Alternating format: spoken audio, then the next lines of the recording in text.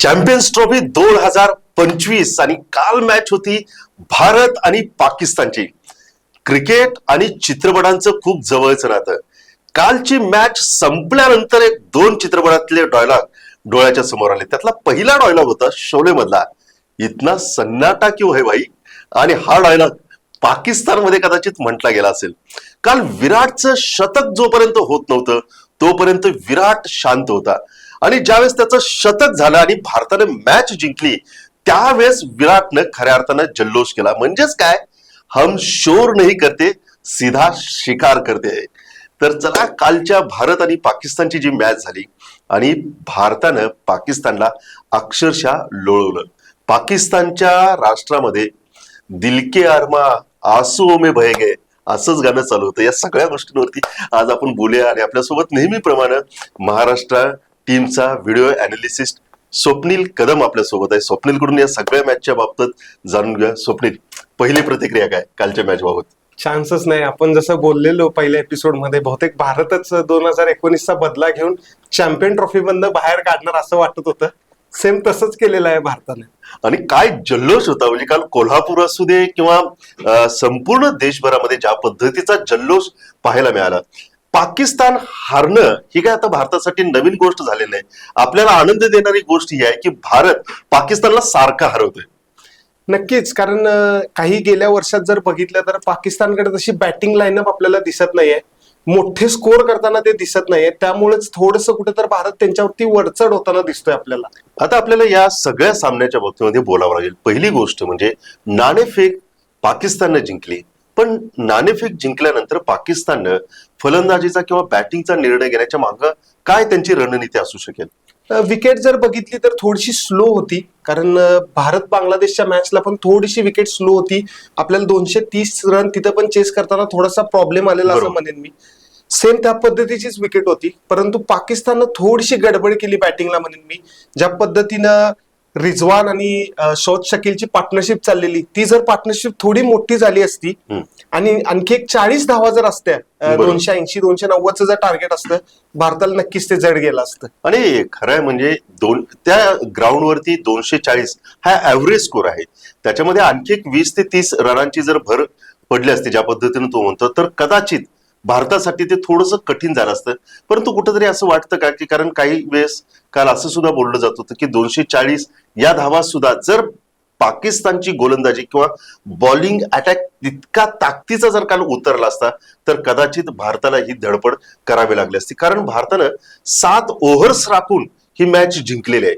म्हणजेच कुठंतरी पाकिस्तानची जी गोलंदाजी आहे ती कुठंतरी उघडी काल भारतानं पाडलेली दिसते.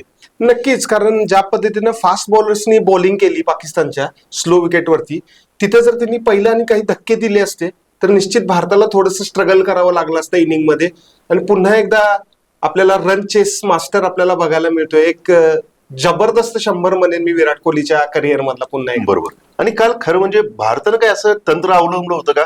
कारण शुभमन गिल असेल किंवा विराट असेल किंवा श्रेयसनं सुद्धा स्टेप आउट करून शहीद आफ्रिदीला पुढे येऊन मारण्याचा प्रयत्न केला होता. त्याच्यामुळे कुठेतरी ठरवलं होतं की सुरुवातीलाच्या जो प्रमुख गोलंदाज आहे त्याला एकदा धारातीर्थ पाडल्यानंतर बाकीची सगळी घाई गडबड तंबूमध्ये उडेल. नक्कीच, कारण मेन बॉलर होता शाहीन आफ्रिदी, 2 विकेट्स पण घेतलेल्या त्यांना. त्याच्यावरती अटॅक केल्यामुळे थोडंसं बाकीच्या बॉलर्सना अटॅक झाल्यासारखं झालं. त्यामुळे निश्चित श्रेयस अय्यरची ही रणनीती मी बरोबर होती असे म्हणेन. स्पिनिंग अटॅक कुठेतरी कमी पडला पाकिस्तानचं असं जाणवतं, कारण ज्या पद्धतीची खेळपट्टी होती त्या खेळपट्टीवरती आणखी एक चांगला त्यांच्याकडून जर एखादा स्पिनर उतरला असता, कारण अब्रार सारखा जरी स्पिनर असला तर तो तितका बॉल चांगल्या रीतीने टाकू शकत नाही असं सुद्धा एक काल बघायला मिळालं. आणखी एक स्पिनर असतं तर थोडंसं वेगळं चित्र बघायला मिळालं असतं. नक्कीच, कारण आपण पहिल्या एपिसोड मध्ये बोललेलो की पाकिस्तान फास्ट बॉलर घेऊन उतरते, एकच स्पिनर घेऊन उतरते. त्यांना कुठेतरी येणाऱ्या लीग मॅचेस मध्ये हा प्रॉब्लेम येणार, आपलं हे बोलणं पण झालेलं. त्या पद्धतीनेच झालं की त्यांना कुठेतरी स्पिन बॉलिंग कमी पडली असं मी नक्की म्हणेन. मला विचारायचं आहे, म्हणजे स्वप्नील, तू व्हिडिओ अॅनालिसिस्ट म्हणून काम करतो, अनेक मॅचेस तुझ्या डोळ्याच्या नजरेखालून जातात. पाकिस्तान फक्त कालच हारलेला नाहीये भारताकडून. आयसीसीच्या जेवढ्या मोठमोठ्या चॅम्पियन्स ट्रॉफी झाल्या किंवा मोठमोठे जेवढे चषक झाले त्या प्रत्येक मोठ्या स्पर्धेमध्ये भारतानं नेहमीच पाकिस्तानला हरवलेलं आहे. असं नाही की कालच फक्त भारतानं पाकिस्तानला हरवलं. याच्या अगोदरचं जर सगळं बघितलं तर कधी भारतानं 228 रनांना हरवलं, कधी 9 विकेट्सनं हरवलं, कधी 6 विकेट्सनं हरवलं, काल पुन्हा 6 विकेट्सनं हरवलं, एकदा 89 ह्यानं हरवलं. याचा अर्थ पाकिस्तान भारताच्या विरुद्ध खेळताना कुठंतरी दबावात येतोय का, मानसिकतेमध्ये कुठंतरी कमी पडतो का असं वाटतं? नक्कीच दबाव आपल्याला जाणवतोय, कारण ज्या पद्धतीनं पाकिस्तान काल खेळत होतं किंवा याच्या आधीच्या पण आपण मॅचेस बघितल्या, त्यांना कुठं तर दबाव जाणवतोय त्याचा.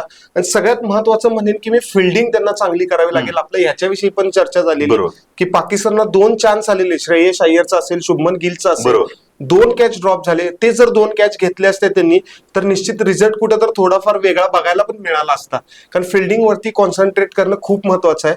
ज्या पद्धतीनं बाकीच्या टीम फिल्डिंग करतायत आपण बघितलं या टुर्नामेंटमध्ये कॅचेस, पाकिस्तानला आपला फिल्डिंगचा दर्जा उंचावाच लागेल. बरोबर. आणि इंजमाम हुलकचा पुतण्या इमाम उल हक, काल तो ज्या पद्धतीनं रनआउट झाला, काल अक्षर पटेलनं 2 रनआउट्स काढलेत. तर सुरुवातीला त्यांना ज्या पद्धतीचा स्टार्ट मिळायला हवा होता तो स्टार्ट कुठेतरी मिळाला नाही, कुठेतरी रणनीती फसल्याचं जाणवतंय. कारण त्यांनी ज्या पद्धतीनं सुरुवात केली, थोडेसे स्लो बॅटिंग त्यांची सुरुवातीपासून व्हायला लागली आणि कुठेतरी मग धावा वाढवायच्या आहेत आपल्याला, समोर भारतीय संघ आहे हा विचार आल्यामुळं कुठेतरी त्यांची गडबड झाली असं जाणवतं. हो नक्कीच, कारण ज्या पद्धतीनं आपण बॉलिंग केली ओपनिंगला असेल किंवा मिडल फेज मध्ये असेल, त्यामुळेच पाकिस्तानवरती दबाव येत राहिला. ओपनिंग आपल्याला विकेट लवकर मिळाल्यामुळे हार्दिक पांड्यानं बाबर आझमला स्वस्तात बाद केलं, त्यामुळे थोडंसं प्रेशर रिझवानवरती आणि सौद शकीलवरती आलं. त्यांची एक पार्टनरशिप झाली, परंतु ज्या पद्धतीनं काही मॅच मध्ये रिझवान आउट झालाय भारता अगेन्स्ट, जर आपण बघितलं विकेट फेकली असं म्हणेन मी, जर तिथं थोडीशी पार्टनरशिप जर झाली असती तर निश्चित 280 धावापर्यंत ते नक्की पोहोचले असते. आणि शेवटचं जे पाकिस्तान बरोबर खुशदिल खेळत होता त्यानं एका बाजूनं हा गड राखण्यासाठी तो शेवटपर्यंत धडपडत होता. आणखी त्याला कोणाची तरी साथ मिळाली असती तर शेवटच्या ओव्हरमध्ये आणखी 10 ते 20 धावा कदाचित मिळाल्या असते, परंतु दुसऱ्या बाजूने पाकिस्तानची पडझड होताना दिसते. हो, कारण खुशदिलनं ज्या पद्धतीने बॅटिंग केली त्यामुळेच तर पाकिस्तान 240 पर्यंत पोहोचू शकले. नाहीतर खुशदिल पण स्वस्तात बाद झाला असता तर टार्गेट आपल्याला 180 190च्या आसपासच मिळालं असतं. ते खूप डिसअपॉइंटिंग होतं पाकिस्तानसाठी मग. आणि पाकिस्तान जरी ढेपाळली असली तरी याला ढेपाळण्याचं काम आपल्या भारतीय गोलंदाजांनी केलं. काल जरी शमी नव्हता तरी शमीची जबाबदारी हम है ना भाई म्हणत हार्दिक पांड्या पुढे आला, त्याच्यानंतर आपला कुलदीप पुढे आला. कशा पद्धतीने सांगशील भारतीय गोलंदाजी काल ज्या पद्धतीने झाली? पहिल्या 10 ओव्हरमध्ये आपण 2 विकेट घेतलेल्या, थोडंसं प्रेशर त्यांच्यावरती होतं. एक पार्टनरशिपची गरज होती, ती कॅप्टननं करून दाखवली तिथं. परंतु ज्या पद्धतीनं मिडल फेजला आपण म्हटलेलं की महत्वाच्या क्षणी विकेट्स घेणं महत्वाचं आहे पार्टनरशिप नंतर, ते कुलदीपनं करून दाखवलं. त्यामुळेच तर पाकिस्तान 280 प्लस किंवा 280 पर्यंत पोहोचू शकलं नाही. जर तिथे आपल्याला मिडल फेज मध्ये विकेट मिळाल्या नसत्या तर निश्चित त्यांनी 300 पण केला असता. बरोबर. महत्वाची गोष्ट म्हणजे मला जे एक जाणवते ती म्हणजे की आयसीसीची ही मोठी चॅम्पियन्स ट्रॉफी आहे, मिनी वर्ल्ड कप आहे, याच्यामध्ये एक एक बॉल एक एक धाव सुद्धा तितकीच महत्वाची आहे. पण काल आपली भारतीय गोलंदाजी कुठंतरी थोडीशी लय बिघडलीसारखी वाटली. याचं कारण असं, कारण ही मॅच 50 ओव्हरची झालीच नाही. कारण ज्या पद्धतीच्या अवांतर धावा आल्या, 1-2 ओव्हर्स वाढल्या, म्हणजे काल भारतानं 52 षटकांचा खेळ केला असं म्हणावं लागेल. आता आपण सेमीफायनल मध्ये जातोय, या गोष्टींवरती निश्चितच वर्कआउट होईल. पण कशा पद्धतीने बघतो तू अनालिसिस? एखाद्या मॅचला होऊन जातं सर, त्यामुळे काही प्रॉब्लेम नाही येणार. टीम आपली तेवढी क्वालिटी स्पिनर किंवा क्वालिटी फास्ट बॉलर आता सध्या आपल्याकडे आहेत. निश्चित नेक्स्ट मॅचला कमबॅक करून आपल्याला ते अवांतर धावांचा जो कॉलम आहे कुठं तर तो निश्चित भरपूर कमी झालेला आपल्याला दिसेल. आता सगळ्यात महत्वाची जी चर्चा आम्हाला तुझ्याकडून ऐकायची, जाणून घ्यायची, ती म्हणजे भारतीय फलंदाजीविषयी. ज्या पद्धतीनं शुभमन गिल आणि रोहितनं सुरुवात केली, कसं बघतोस त्यांच्या स्टार्ट? ज्या पद्धतीने भारताला स्टार्ट मिळाला ओपनिंगला तो खूप महत्वाचा होता. रोहितनं आणि शुभमननं ज्या पद्धतीने बॅटिंग केली पहिल्या 5-6 ओव्हरमध्ये, त्यामुळे थोडंसं पाकिस्तान कुठं तर डिसअपॉइंटिंग झालं. आणि जर पहिल्या काही षटकात जर विकेट गेल्या असत्या निश्चित दबाव भारतावरती आला असता किंवा मधल्या फळीवरती पण आला असता. ज्या पद्धतीने आता शुभमन एक मॅच्युअर्ड क्रिकेटर म्हणून पुढे येतोय, कारण शेवटी एक मंच असावा लागतो, एक ती संधी असावी लागते की जिथं तुम्ही प्रूव्ह करता. शुभमननं गेल्या मॅच मध्ये देखील शतक मारलं, याही मॅच मध्ये त्याचं अर्धशतक 1-2 धावांनी हुकलं. परंतु त्याचं ज्या पद्धतीचं टेम्परामेंट आहे, ज्या पद्धतीनं तो इनिंग बिल्टअप करतोय, की दबाव काय आहे, कशा पद्धतीनं हाताळायचा, ही जी शुभमनची बॅटिंग जी आहे कसं बघतोय शुभमन जसा मॅच्युअर्ड होत निघालेला आहे? शुभमन एक उगवता स्टार आहे म्हणेन मी भारतासाठी, कारण बरेच आपल्या खेळाडूंचं जर सिनियर खेळाडूंचं जर क्रिकेट बघितलं तर करिअरच्या अंतिम टप्प्यात आहे. त्यामुळे निश्चित त्याला लर्निंग एक्सपिरियन्स असणार आहे तो शुभमनला, की विराट कोहली असेल, रोहित शर्मा असेल, यांच्याकडनं बरंच काही शिकायला मिळेल त्याला. त्यामुळे निश्चित तो ग्रो होताना आपल्याला चांगला दिसतोय आणि जबाबदारीनं खेळतोय, हे महत्वाचं आहे. अगदी बरोबर. आणि काल खूप छान रीतीने म्हटलं होतं की एका बाजूला विराट कोहली हा किंग म्हणून सगळ्यांना माहित आहे, आता प्रिन्स म्हणून शुभमन पुढे येतो. एका राजाच्या समोर एका राजपुत्रानं घडणं हा खरंच भारतीय क्रिकेटसाठी एक मोठा आणि चांगला अनुभव असेल. आणि सगळ्यात महत्वाची, सगळ्यांच्या गळ्यातला ताईत अर्थात विराट कोहली. गेल्या काही मॅच मध्ये तो थोडासा अपयशी ठरला, कुठेतरी फॉर्म बरोबर स्ट्रगल करताना दिसला. परंतु तू म्हणाला होतास याच आपल्या शो मध्ये की हे मोठे खेळाडू आहेत, त्यांना मोठ्या संधी ज्यावेळेस मिळते किंवा मोठमोठ्या मॅचेस असतात त्यावेळेस हे मोठे का आहेत हे ते सिद्ध करून दाखवतात. कालच्या विराटच्या परफॉर्मन्स बद्दल पहिली सुरुवात अशी करेन की क्लास इज अ परमनंट. कारण जर आपण बघितलं form is temporary, class is permanent. त्यानं पुन्हा एकदा सिद्ध करून दाखवलंय की 51वं शतक केलेलं आहे. रन चेस किंवा रन चेस मास्टर ज्याला म्हणतात ते त्यानं दाखवलेलं आहे करून. एक यंगस्टरसाठी ही इनिंग खूप महत्वाची आहे लर्निंगसाठी. ज्या पद्धतीने इनिंग बिल्ड केली त्यानं, बाउंड्री सिक्सर जास्त नाही आहेत. आपण जर बघितलं तर सिक्सर अजिबातच नाहीयेत. बाउंड्री 7 बाउंड्री आहेत फक्त. खरं ज्या पद्धतीनं तो स्ट्राईक रोटेट करत होता ते अत्यंत महत्वाचं होतं. तेच पाकिस्तानच्या इनिंग मध्ये दिसलं असतं तरी पण पाकिस्तानचा एक 30-40 धावांचा रन्स ऍड झाले असत्या. आणि विराटला आपण नेहमीच बघितले की चांगल्या टीम अगेन्स्ट तो रन करताना 5वं मॅन ऑफ द मॅच घेतोय या आयसीसी इव्हेंट मध्ये. बरोबर. आणि काल त्याचं 51वं शतक आहे. पण 51वं शतक करत असताना विराटची काल ज्या पद्धतीची बॅटिंग होती, तुम्ही सांगितलं त्या पद्धतीनं की फक्त 7च त्यानं चौकार मारले, एकही षटकार मारला नाही. म्हणजे 7 चोक 28 जर पकडला आणि 100 धावांच्या मधून जर 28 आपण मायनस केले तर 62 धावा ह्या त्यानं पळून काढलेल्या आहेत. त्याचं कौतुक यासाठी करावं असं वाटतं, कारण एक तर एज फॅक्टर आहे. दुसरी महत्वाची गोष्ट म्हणजे दुबईमध्ये हे सामने होत आहेत. दुबईमधलं क्लायमेट हे थोडंसं दमट आणि उष्ण अनेकदा राहतं. त्याच्यामध्ये ही धावपळ करणं आणि हे करत असताना समोरच्या बाजूला श्रेयस सारखा एक नवीन उमदा खेळाडू, तरुण म्हणता येईल त्याला, की त्या पद्धतीचा तो समोर आहे, शुभमन आहे आणि यांच्यावर 62 धावा हा धावून काढतोय. म्हणजे हॅट्स ऑफ आहे त्याला. निश्चित फक्त आपण 62 धावा आपण त्याच्या म्हणतोय, समोरच्या प्लेअरच्या पण त्याने रन धावून काढलेले आहेत, ते पण आपण विचार केला पाहिजे. कारण फिटनेसच्या बाबतीत विराट कोहली खूप स्ट्रिक्ट आहे, सगळ्यांनाच माहिती आहे. त्याचाच परफॉर्मन्स त्या फिटनेसचा आपल्याला या ग्राउंडवरती बघायला मिळतोय. आणि श्रेयस अय्यरच्या बाबतीत बोलणं महत्वाचं आहे, कारण सूर्यकुमारला आपण टीमच्या बाहेर करून श्रेयसला घेतलेलं, एक मोठी संधी होती श्रेयससाठी. सूर्यकुमारचे फॅन नाराज होते, सगळ्यांनाच माहिती आहे. परंतु त्यानं इंग्लंडची सिरीज असेल किंवा ह्या 2 मॅचेस असतील ते प्रूव्ह करून दाखवले की श्रेयस अय्यरची जागा या टीम मध्ये बनते. महत्वाची गोष्ट म्हणजे ज्या पद्धतीच्या 2 पार्टनरशिप झाल्या, रोहित आउट झाल्यानंतर विराट आणि शुभमनची एक पार्टनरशिप आणि त्याच्यानंतर विराट आणि श्रेयस अय्यरची पार्टनरशिप किती महत्वाची होती. पार्टनरशिप करणं महत्वाचं होतं. 100ची एक पार्टनरशिप झाली, 50ची एक पार्टनरशिप झाली. पार्टनरशिप आपल्याला महत्वाच्या होत्या. जर ह्या पार्टनरशिप जर छोट्या झाल्या असत्या तर कुठं तर आपल्याला थोडंसं स्ट्रगल करायला लागलं असतं. परंतु एक्सपिरियन्स बॅटर लाईन आपली असल्यामुळे बॅटिंग लाईनअप कुठं प्रॉब्लेम आला नाही पार्टनरशिप बिल्ड करताना. आता ह्या मॅचचा कॉन्फिडन्स विराट पुढे घेऊन जाईल, कशा पद्धतीने बघशील? येणारी मॅच अत्यंत महत्वाची असणार आहे, कारण न्यूझीलंड बरोबर मॅच आहे. न्यूझीलंड आजही बांगलादेश बरोबर खेळते. जर न्यूझीलंड आज मॅच जिंकली तर शेवटची मॅच फक्त आपल्याला नेट रन रेट किंवा पॉइंट टेबल मध्ये 1 किंवा 2 नंबर साठीचीच मॅच असणार आहे. त्यामुळे विराटला निश्चित त्याचा फायदा होईल, कारण न्यूझीलंड पण बघतोय एकदम चांगल्या फॉर्म मध्ये.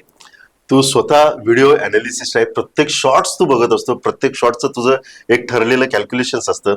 काल तुझ्या दृष्टिकोनातून स्वप्नीलला जर कोणते 3 शॉट, एक शुभमनचा कुठला शॉट आवडला, विराटचा कोणता आणि श्रेयसचा कोणता आवडला शॉट? श्रेयसचा म्हणेन मी की स्टेप आउट होऊन समोर एक मारलेला, बरोबर. विराटचा एक फ्लिक वाला समोरचा शॉट पुन्हा एकदा, आणि शुभमनचा कव्हर ड्राईव्ह. क्या बात आहे. तर भारत आणि पाकिस्तानची ही मॅच काल खऱ्या अर्थानं भारतानं पुन्हा एकदा पाकिस्तानला धूळ चारली. आणि फक्त धूळ चारली नाही तर काल खरं म्हणजे एक नाही, ज्यावेळेस हा आउट झाला, म्हणजे आपला शुभमन आउट झाला, त्यावेळेस पाकिस्तानचा एक प्लेअर होता, तो असा करत होता, हावभाव जे होते ना, आता भारतानं मॅच जिंकून भारतानं पाकिस्तानला सांगितले की चॅम्पियन्स ट्रॉफी मधून तुम्ही आता बाहेर जा. काल बऱ्याच बॉडी लँग्वेजेस बघायला मिळाले. त्यातली एक जी लक्षात राहिली ती म्हणजे रोहित शर्माची.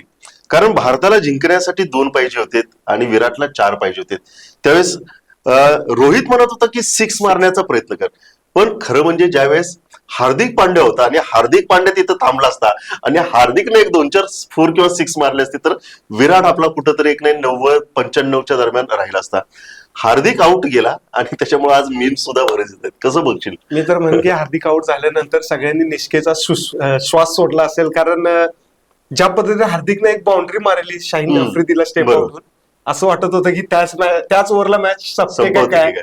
परंतु आपल्यासाठी वाईट बातमी आहे, हार्दिक आउट झाला, कारण तो थोडा खेळला असता तर आपल्याला फॉर्म साठी महत्वाचं होतं, पण तो आउट झाला त्यामुळेच तर विराटचं शतक बघायला मिळालं. आणि रोहित शर्माला पण एक मजा येत होती की विराटची बॅटिंग बघताना आणि 6 मार आणि लवकर एकदा मॅच संपवून टेन्शन एकदा कमी होऊ दे, असं काहीतरी त्याचं मत असणार. आणि सगळ्यात महत्वाचं, प्रत्येक प्लेअरला माहिती आहे की त्यांची त्यांची भूमिका आणि जबाबदारी काय आहे, आणि तो आदरभाव आपल्याला नेहमीच संघामध्ये बघायला मिळतोय.